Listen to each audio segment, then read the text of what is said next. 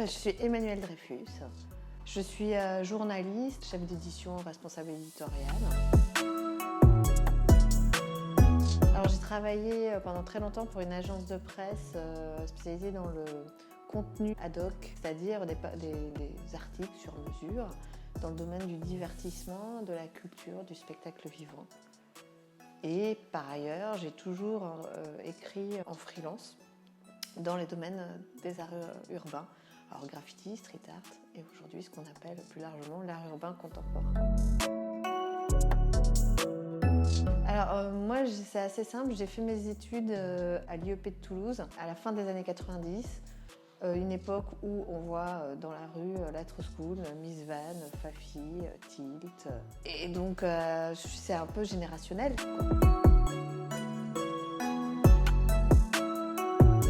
Graffiti Art Magazine, avec lequel je collabore depuis une dizaine d'années maintenant. Voilà, je fais des articles liés à l'évolution du secteur, quoi, en fait. Repartir sur l'historique, en passant par comment l'explosion des festivals de street art, l'aménagement du territoire, toutes ces problématiques. Et puis après, des choses beaucoup plus formelles sur des liens entre différentes disciplines. Alors moi j'ai adoré écrire, mais c'était il y a un petit moment, un article sur le détournement urbain. Voilà, parce que en fait au-delà du graffiti à l'époque, ce à quoi je me suis vraiment intéressée, c'est l'art dans l'espace public. Donc tout type d'art, ça peut être du théâtre, ça peut être le cirque, la danse. J'ai écrit pendant très longtemps pour une autre revue qui s'appelle Strada, qui était dédiée à l'art dans l'espace public, pour laquelle j'écrivais aussi des articles liés à l'art urbain, justement à l'interconnexion avec d'autres disciplines artistiques.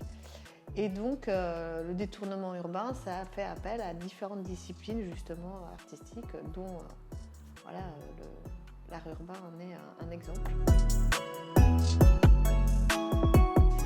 On ne peut pas en choisir un, quoi. Alors bon, l'expo de Vils chez McDonald's, c'était une fois de plus très intéressante, d'autant plus que moi j'ai pu l'interviewer, donc on a pu approfondir.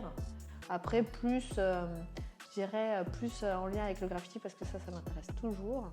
J'aime bien aller aux expos de la Taxi Galerie, parce que justement elle entretient, elle fait le lien entre les graffeurs historiques et comment ils peuvent affronter voilà, quelque chose de plus classique, la toile.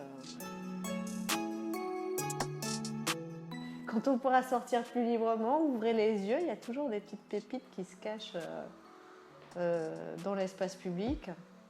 Voilà, faut pas avoir le tag comme forcément quelque chose de sale et de dégradant. C'est une forme d'expression, d'appropriation de l'espace urbain, densifié, bruyant, saturé, avec plein de pollution visuelle. Bon, c'en est une en plus, mais un peu plus ludique.